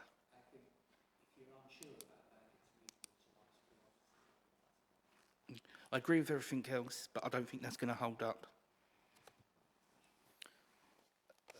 So my view as a professional, I don't think these reasons will hold up for the reasons that we've articulated in the report. So this is obviously now members' decision, but what you've articulated is very similar to what we put forward last time, and I think we've answered that as much as we possibly can. So my advice is I do not consider that these reasons will be defendable, but ultimately it's within committee's gift to make that decision, and obviously we will then have to go and defend that if the applicant decides to appeal. Thanks, Ash. Tom. Yeah, thank you, Ashley. I appreciate your opinion, and I understand, obviously, you know, it is a good bit of feedback from the officers. Again, I think there is some stuff in here that's subjective. So, for example, we've been told that this is an area of high accessibility for public transport. Well, it's a kilometre away from the train station. We know it's outside that parameter. The bus service, we are told, runs late into the evening. We know here it stops at 7 p.m. I subjectively don't think that's late into the evening. And as a local ward councillor, there are issues with parking provision there. So we've come up with proposals. Don't worry, councillors, we can fix the parking in this area if we increase the controlled parking zone. Well, we're local councillors, local residents, local businesses. Has anyone agreed to that in order to accommodate this? So I believe that on appeal that it still has legs. I'm not going against the officer's report, just different opinion. And as I said, it's a kilometre outside of the station. When we had an application just inside a kilometre, we gave it the green light because we had to. It was inside the parameters, just slightly outside. So parameters are important. I'll leave it there. Thank you. Thanks, Tom. As you know, we have been, so far, I think, over the year and a bit that I've been chairing this committee, we've been true to ourselves in that we're not going to make any ridiculous decisions. We're not going to deliberately put the council at risk by just digging our heels in, but we are also bound to represent our residents. And if we don't feel that reasonably we can back this, then don't back it. So the alternative proposal is to refuse approval to the application based on the reasons that Roy has given, and if somebody is in a better position than I am to just read those out. Roy, have you made a note of Ashley's suggestions, or? I think the first one was overdevelopment on a dangerous bend. The second one, obviously, was the parking. The amenity space has been disregarded. I would still like that in there, but you know, that's just my own personal opinion. Councillor Aaron said he let's vote on it as you wish. Yeah. To present it. So, are you clear on the proposal? Highway safety. Are you all clear on the proposal as Roy is putting it forward? In which case, may I have a proposer? Thank you, Roy. Seconder? Tom? All those in favour?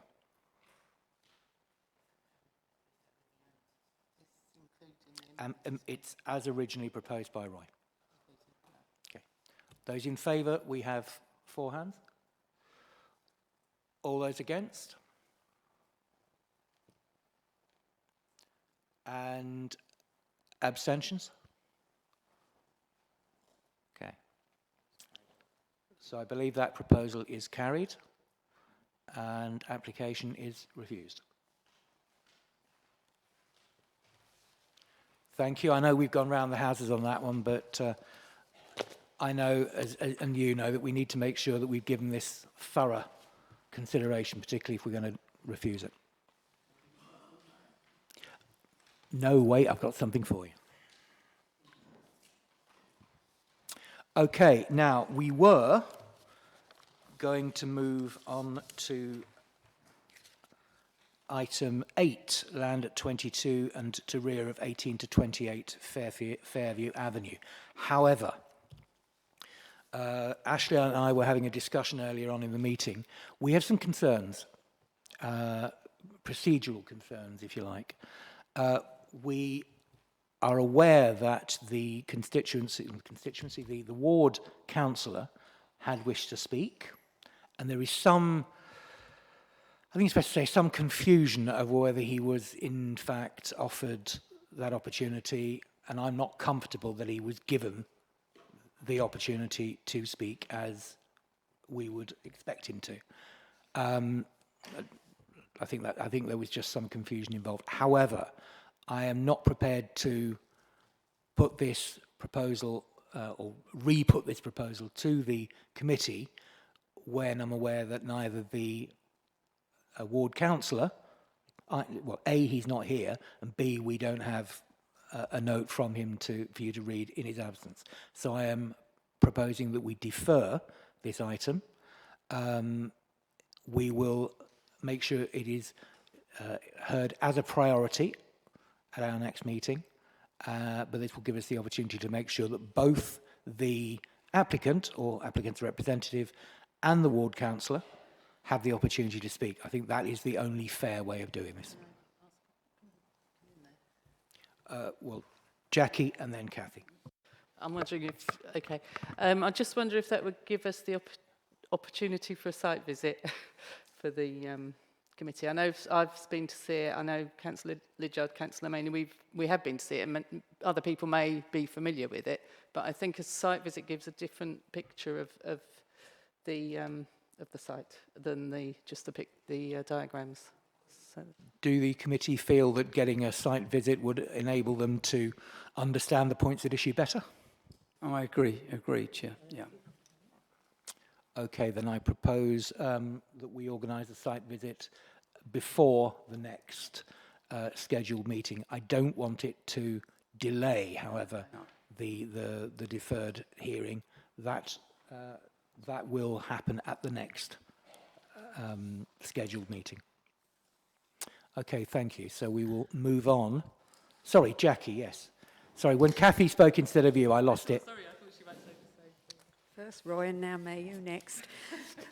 I just wondered, Chair, if, I don't know if it's appropriate to say at this stage or not, and I'm sure you'll stop me if it's not, but it's my understanding that a resident of Stamford-le-Hope sent some photographs of some badgers to us, and she asked them services to circulate them, which they did.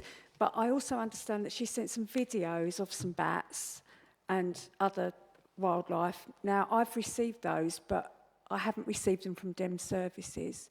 So can we be sure that if a resident in Stamford-le-Hope wants something circulated to members, that we do all receive them, please? Good point. Jonathan, would you like to comment on that? Yeah, certainly I've seen an email from the lady you spoke about earlier with pictures of the badgers. I haven't seen an email with the video of the bats, but I've seen the email. The case officer has as well, yeah. certainly I think given that we're deferring on the grounds that we would like the ward councillor to have due opportunity, I think it is also an opportunity to make sure that we have all seen everything that is relevant.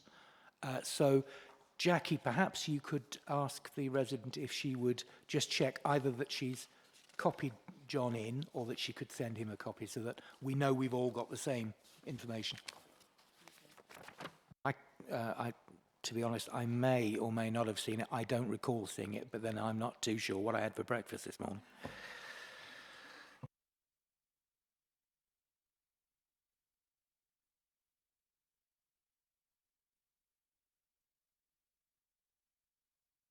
Right, we will move on in a second. I've just got conversation going on to my right, and I just want to make sure it's not something I should be involved in. Right, so...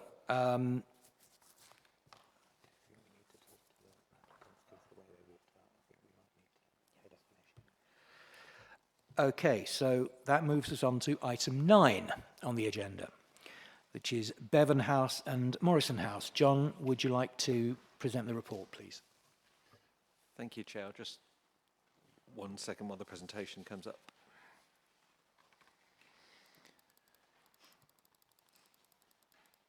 Okay. Thank you, Chair. So the application site is on the screen at the moment. It's the site of the current Bevan and Morrison House, which are 2 1960s tower blocks. So you can see on the aerial photo there that you've got the tower blocks to the south and the garages towards the middle of the site.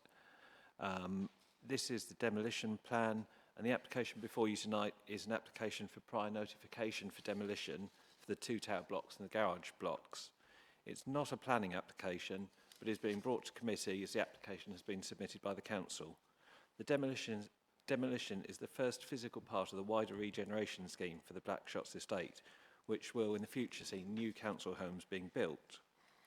The application has been submitted with a number of documents which set out how the buildings would all be demolished and the site will be left vacant and securely hoarded to prevent future access.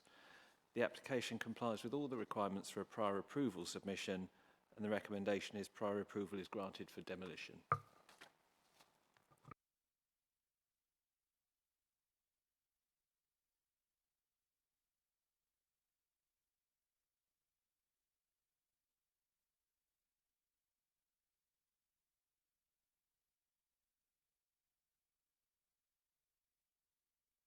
What, you mean you can't hear me, madam?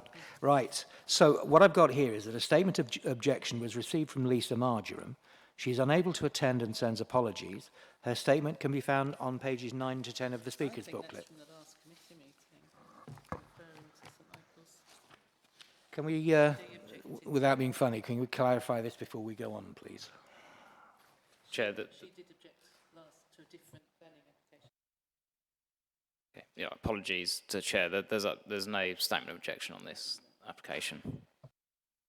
Thanks. I was wondering quite why somebody was objecting to the demolition of a bunch of past-it flats, but clearly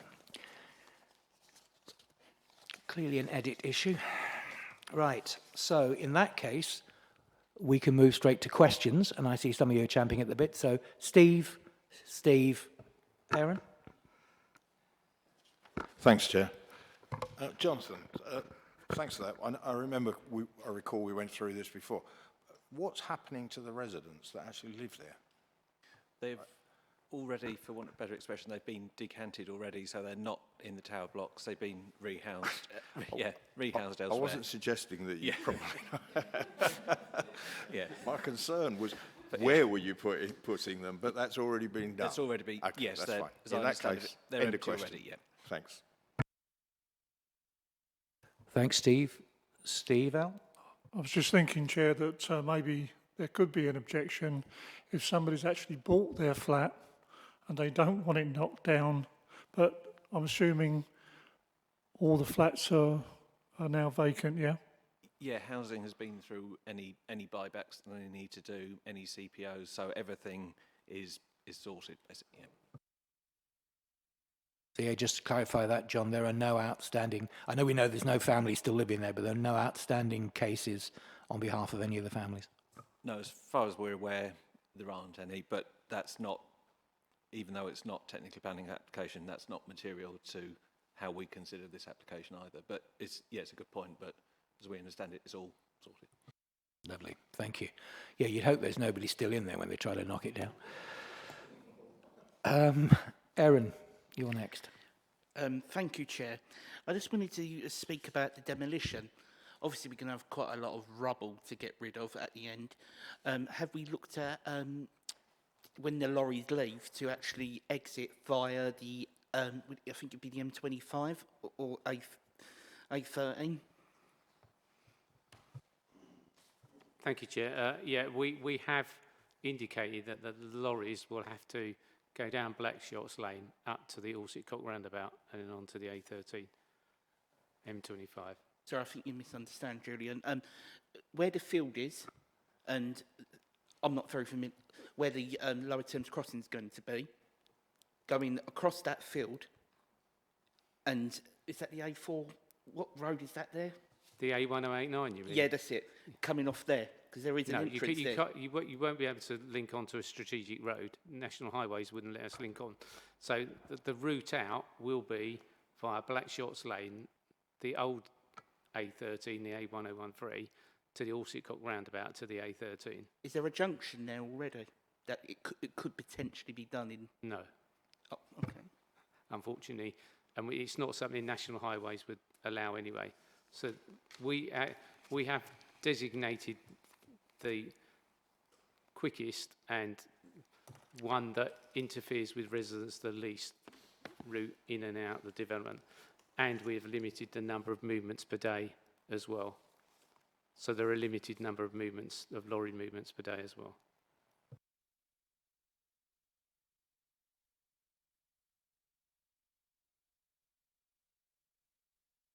Sorry, Jackie, then Roy. Sorry, Roy. Out of curiosity, what is the limited traffic movement? So on the report agenda, there is a note that says the recommended maximum is 17 per day. And the council is the applicant, so the council will be in control of managing the contractors. So yeah, it's the housing team who are the applicant.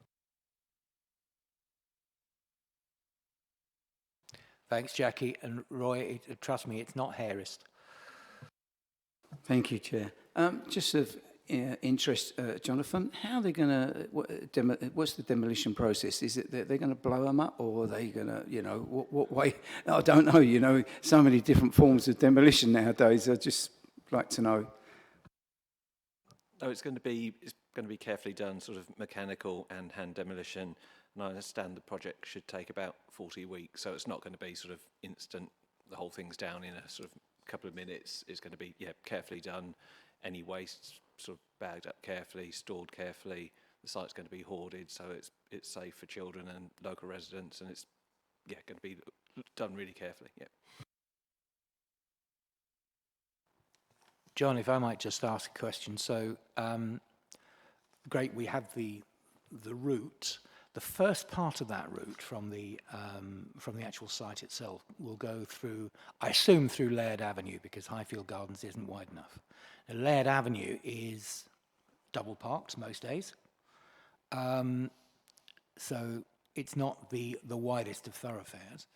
A note, we're talking about up to 17 trucks a day over, from what you just said, about 40 weeks. I assume not all of the 40 weeks would involve having traffic, but for quite a large part of that period, you're looking at potentially 17 trucks going down not the widest suburban street. Are there any controls in place or any ways in which we're looking to mitigate the impact? Because that will be quite an impact on local people. Well, we would obviously limit the time that the lorries can go in and out. So obviously the busiest times, school times, morning peaks, evening peaks, we would limit them out, so they need to go outside of them. There is no, unfortunately, other physical way out other than Laird Avenue, unfortunately. Not ideal, but what we try to do is obviously for the majority, I mean, there are lots of routes around the Blackshots area that lorries could potentially take if they were, going off-piste, if you like. So we've tried to, and obviously said to housing that we would limit where they can travel, which is obviously Laird Avenue initially, then down Blackshots Lane, and then on to the strategic pick up the network with there aren't residential properties, if you like. Where the tip's going to be, I don't know, but ultimately the idea is to take them up towards the A13 and away from residences. I absolutely agree with you. There is no other way of doing it apart from going down Laird. I just want to flag up that that is likely to be quite a difficult time for people living in Laird, so anything we can do to mitigate that would be better. Russell. Another possible route out could be via the track road that takes you down to the travellers' encampment, and then you turn right. You go parallel to the A1089 and then on to the old A13 that way. It would impact less on the majority of residents and just on the traveller side a little bit.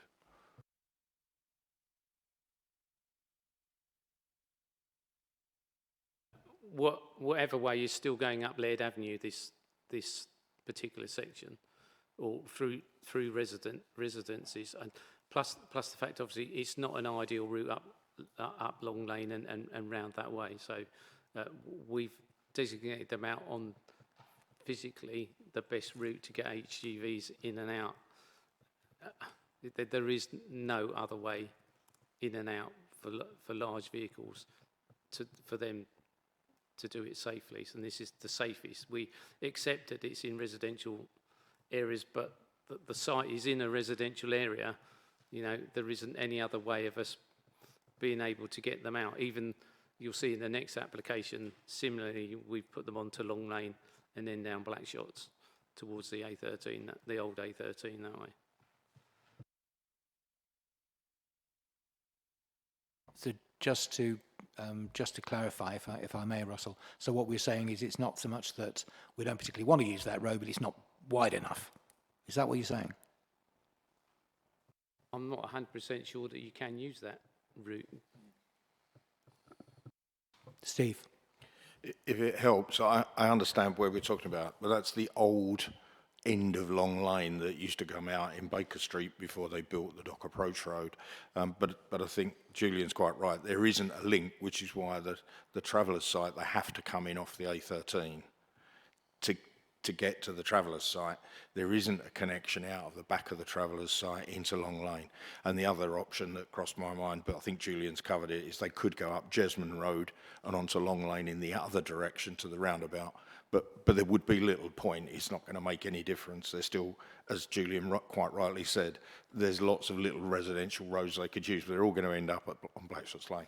So the obvious one is the most direct one, and I agree with that. So thanks, Chair. Yeah, I mean, we also looked at, you know, the chances of two lorries potentially meeting along the routes. The old Long Lane is very narrow. If two lorries met, one would end up reversing somewhere. Obviously, Laird Avenue, not ideal, but potentially they could sit and wait for a space for the other lorry to come through. So you have to look at everything. It's not just merely the fact that they're lorries.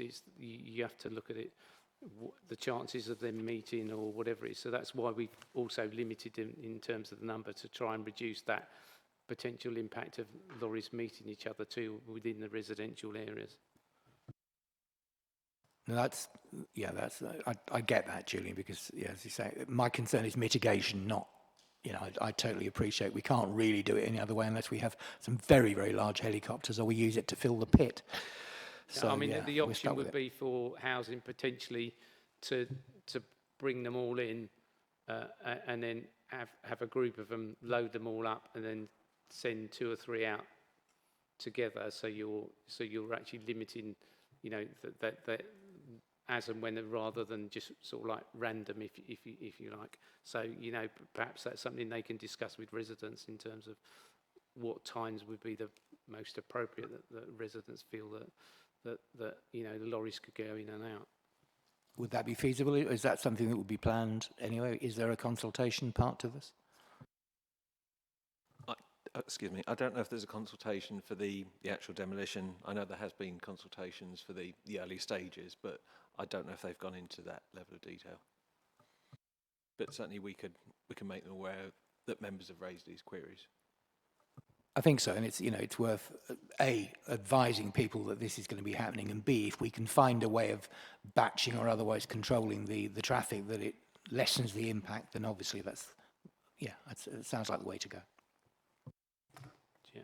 I've already spoken in conversations with the housing team, so they already are aware of our concerns regarding large vehicle movement. So I think they and themselves are aware of, you know, the potential impact.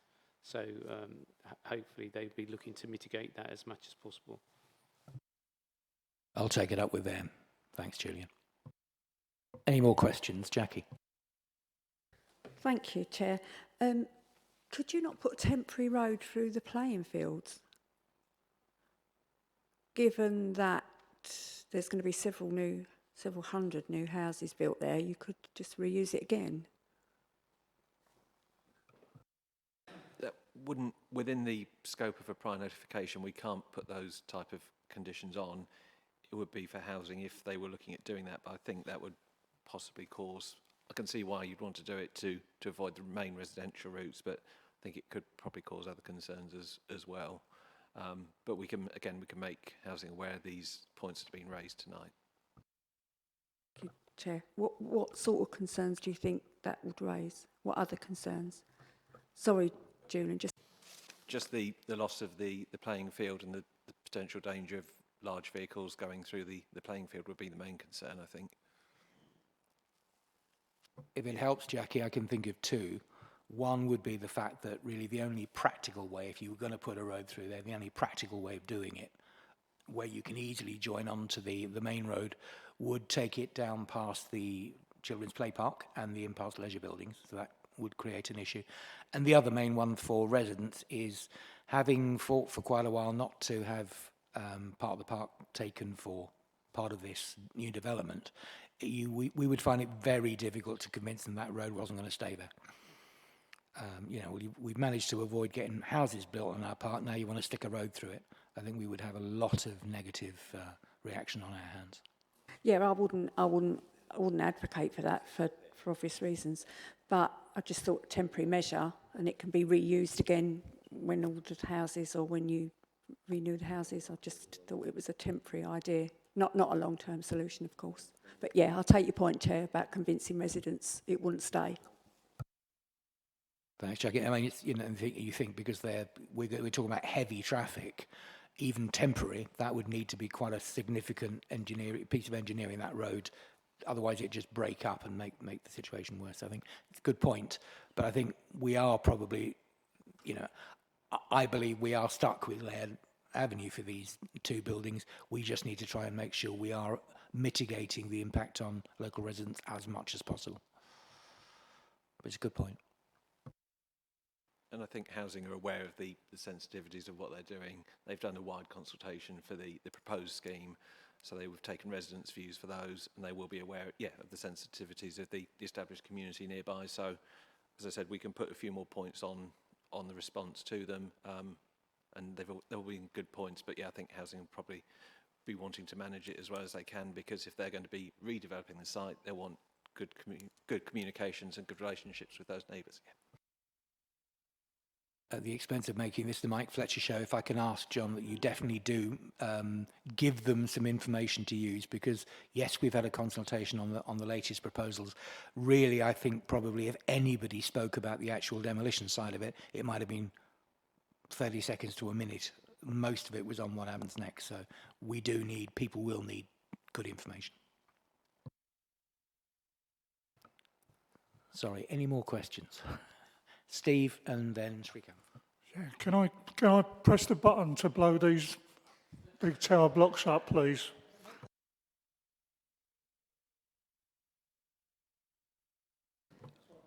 I'm afraid, Steve, we have a former councillor who has put in her application well ahead of yours, and she will get first dibs. Thank you, Chair. As officers confirm that before the demolition consultation will be taken place, so how we are going to communicate to the local residents, in what way we are reaching to them? about this demolition? We have, so as part of the standard process, the applicant, so that was the housing team, has advertised the application. They put up a site notice. We've gone above and beyond because of the application, so we've advertised it with site notices as well. So we've carried out the formal consultation and more than the formal consultation that's needed. There could be a more community-based consultation like there has been with the proposed redevelopment, and as I've said earlier, we will sort of put a note on this for housing to say that members would like that sort of softer consultation as well as the statutory consultation that's been carried out. Thank you, officer. Because why I raised this question, recently me and Kathy Sisterson, we've been to Tibet Avenue. So most of the residents, they are not aware. So because we normally put on the poll about the notice board, majority people, they don't read, they don't know what's happening. Then when we are council going to take an action in place, then they will surprise. So that's the reason I want to just communicating through the letters will be helpful for the residents. This is like a practical problem we have noticed. Thank you. Thank you, officer. Thanks, Srikanth. Yeah, I think it's a good point. Okay, folks, any further questions? Let's open the debate. Anybody got any thoughts for or against? I know we've covered the question of communication. Any concerns or thoughts or views on the advisability or not of actually knocking these things down? Go to vote, Chair. Just another quick one, Chair. What's what's going to be knocked down first? Bevan House and Morrison House, or the other block that we might be discussing afterwards? Is it Keir Hardy? Or Keir Hardy House? Is there any? Quick look, I'm not 100% sure which the order is. Just bear with us a second. Just as I was saying, Chair, but the earlier idea of using Long Lane down to Gammon Fields Road, if you've got to use Jesmond Road to leave in any sense, but if you was to leave Jesmond Road up into the end of Jesmond Road, turn right onto the Keir Hardy House development, the car park there, it's just a very short matter of going across the grass and then turning right along Long Lane down to Gammon Fields and then on the A13 that way. I think you'll impact a lot less on the residents of Laird and Blackshots going that way. But whichever comes first, there'd be plenty of rubble to build a very short cut across the bit of verge there onto Long Lane from Keir Hardy House. Yeah, if you don't mind, I'll ask Julian to come in, because I think we have as part got of the some Keir concerns Hardy house development, there will be a temporary road onto Long Lane from Keir Hardy House. So that's as part of the Keir Hardy House demolition, the access will be across the public highway to Long Lane, but it will be out via Long Lane and Blackshots. The route you're suggesting is not really feasible, it's too narrow.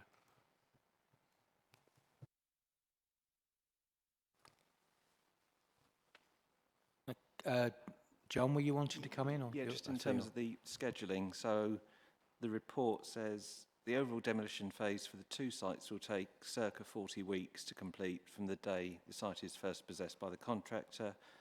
Given the proximity of neighbouring residents, it's considered that gradual sequential demolition of each tower commencing with Keir Hardy House. So Keir Hardy will be the first one to go, according to this. Yeah, I suggest we have another look at that Long Lane, how wide it is, because I think it would take an HGV going in that direction towards Gammon Fields, and the users of the traveller site there can just use the Gammon Fields approach, which is a much wider road for themselves, which is another way of not impacting so much on our residents. Can I suggest, I mean, that isn't necessarily a reason to approve or refuse the application. What I would suggest, Russell, is that if we can ask Julian to take a look at the feasibility of that and just report back to us, that he will. I think we can just check whether that's a possibility, because there seem to be conflicting views about it. I'll talk to housing and see what they think. Yeah. Thanks. And just let us know. Thank you. Thanks for raising the point. Anybody else with any thoughts?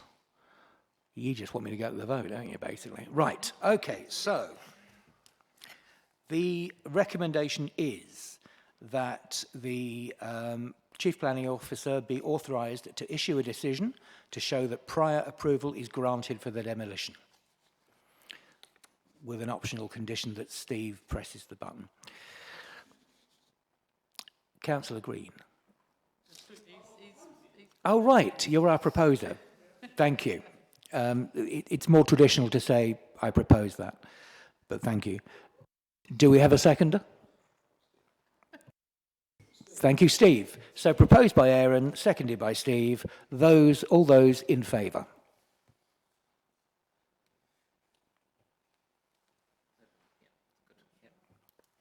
Lovely. Thank you very much. I don't think that left anybody. So it's unanimous. Good. Thank you very much. So that application is approved. And moving swiftly on from that, John, do you want to present the other half of the other bookend? I need to procedurally, yeah. So this application site is shown on the screen at the moment. So it's the site to the northeast part of the Blackshots estate. There's a tower block and some garages, and those are the structures that are proposing to be demolished. So this application is a prior notification for demolition for the tower block and the garages within the site. It's not a planning application. It's being brought to committee as the application has been submitted by the council. The demolition is the first physical phase of the wider regeneration of the Blackshots estate, which will in the future see new council homes being built. A number of documents have been submitted which have been considered, and the application complies with all the requirements for a prior approval submission, and the recommendation is prior approval is granted for demolition.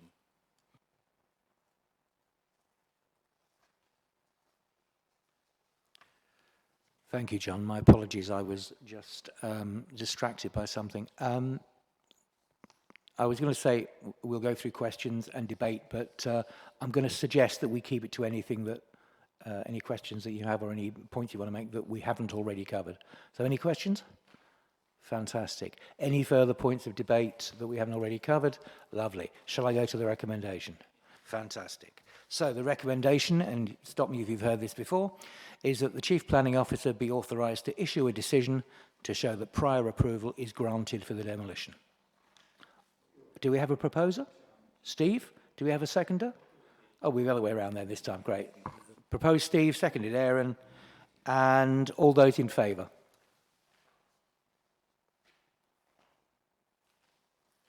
Fantastic. Thanks for that. Right. I'm not going to suspend standing orders just yet. What would you reckon? No, I think we'll be fine.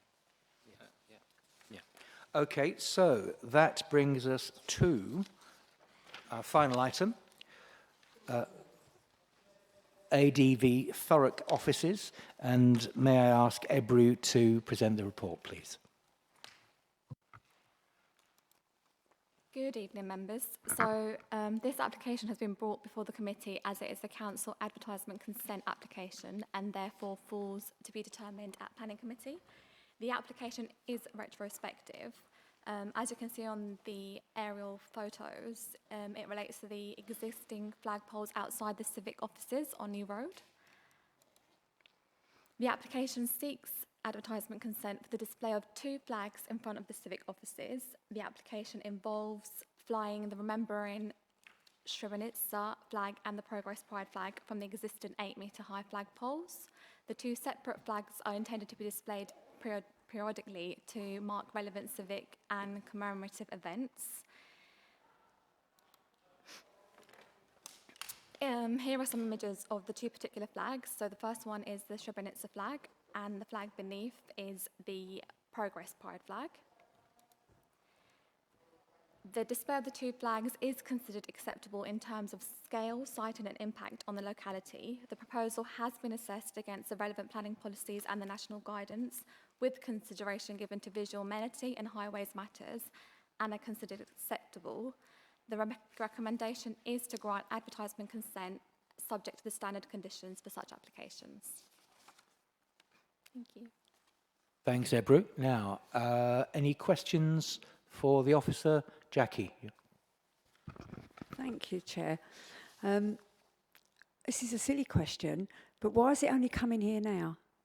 The flagpole's been up for yonks. Oh. So why is this a I know why it's retrospective, but why now?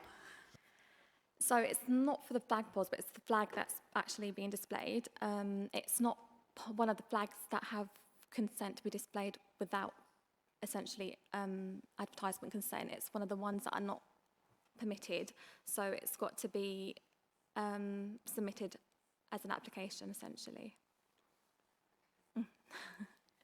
Yeah, I was something similar. If I understand, the other flags don't count as advertisements, so you don't need permission to fly them. These two, for some reason, are classified as advertisements, which is why they have to come to us. Is that correct? Yes, so they're not listed in the government's permitted development, permitted flags categories, so which is why an application will be required. Sorry. Great question. Any further questions? Okay, so great, wonderful. So anybody want to comment, open the debate, say anything? Russell. I'll be opposed to flying these two flags. We shall only be flying the Union flag and the England flag and the Essex flag. It is the flag. You're talking about the flag and not the flag poles? It's the flags. It's the flags. It's about the flag. The symbolism of the flags is not a matter for consideration.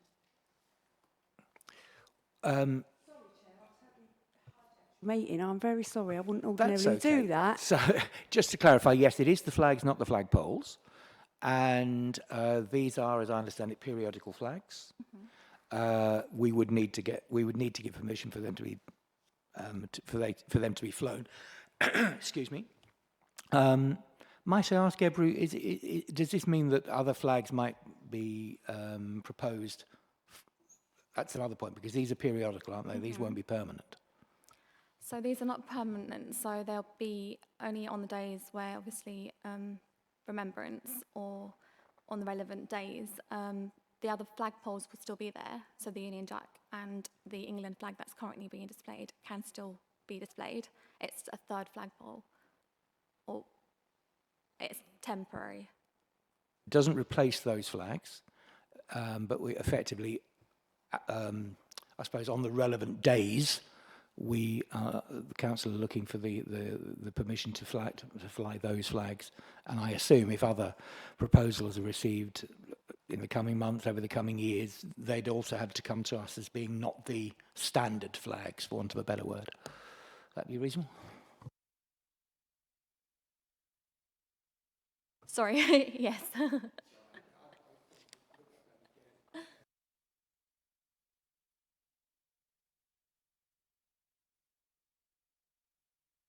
Yeah, I was just saying for clarity, the other flags don't come down. They still stay up, as Russell was requesting, obviously the English flag and the Union Jack. They don't come down as to justify these flags, do they? That's the understanding on So, Chair, if I may assist, so what committee are being asked is, can these flags be flown at appropriate points or when the council wish? So ultimately that's a separate, if the other flags were to come down, that would be a separate council decision. But effectively you've got to be satisfied that the flags that are proposed here, you've got to be satisfied that they can be flown. But you may wish to make the point separately to council senior officers, which I can obviously take back, that you would still want the other flags to be flown at the same time. That's absolutely fine, and I'll take that away. But that's not part of this consideration. The consideration is purely: are you content that these flags can be flown? I do think, actually, I'm glad this is coming. I do think that should be clarified. You know, for my money, there's 5 flagpoles. So we're not talking about replacing one with the other, or when one goes up, another has to come down. So I do want to make sure that it's understood, and minuted is understood, that the Union flag, not Jack, and the English flag are a permanent feature there. They don't. It's not either or. Can we be clear on that? Yeah, we'll make sure that's minuted. No, Chair, I was objecting to the flying of the two flags, irrespective of the other flags being flown, which should be flown at all times. Thank you. Yep, and absolutely you have that right, Russell. I was objecting to these two flags being flown full stop. Sorry, that was my understanding, certainly after you corrected it, but you're not objecting to these flags replacing the others.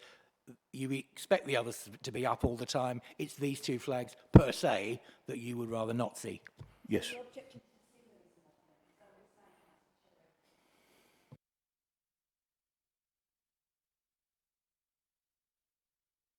Oh, certainly can. I really can. Thank you, Chair, for the opportunity. So, Councillor Cherry, are you objecting to the symbolism of the Thurrock flag and the Pride Progress flag? I wish to reserve any of my opinions, Chair, if that's okay. Yeah, of course you do. Just to be clear, Russell is perfectly entitled to reserve explanation. At the end of the day, you each get a vote, so if you don't agree with him, you just don't vote with him. But, yeah, you know, we all have a right to our own opinion here. And, you know, we're all big boys and girls. Kathy. I'd just like to say it's a very welcome sight to see both the Pride flag and the Remembering Srebrenica. And I think it shows that we value all parts of our community. So I'm very much in favour of this. So thank you very much.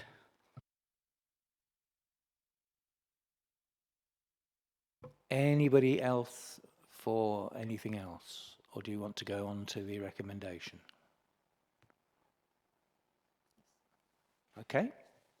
Right, so the recommendation is that the Chief Planning Officer be authorised to grant permission for this development. May I have a proposer? Jackie? Not you two again. Anybody else? All right. That's all right. He's keen. I've got to give him some. Proposed, Jackie. Seconded, Erin. Thank you. All those in favour?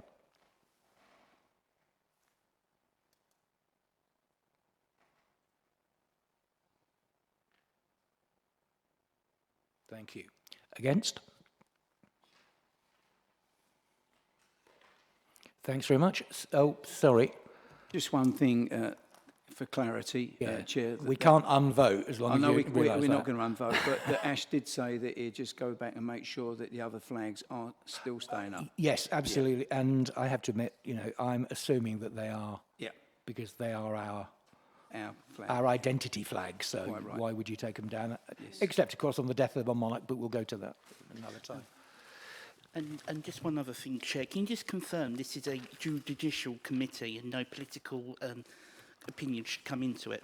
I will confirm that this is a committee where I encourage every member to have a view, and I will also encourage every member to vote as per their conscience. So I'm perfectly happy with the way this committee conducts its business. Yes, it's a regulatory committee, but we're all here to represent our constituents and any of the views they may express. Thank you, Chair. We just don't want to offend anybody, any minority group or anything like that, because, you know, we're not here for that. Absolutely. Totally understand it. But, as I say, we are here to encourage debate, not shut it down. And I trust everybody to be adult enough and sensible enough to express their views in a reasonable way or keep them to themselves. And I think so far we're doing that. Is that okay? Brilliant. Okay, I therefore, I was going to say proclaim this meeting closed. We are closing the meeting and it is 9 minutes past 8.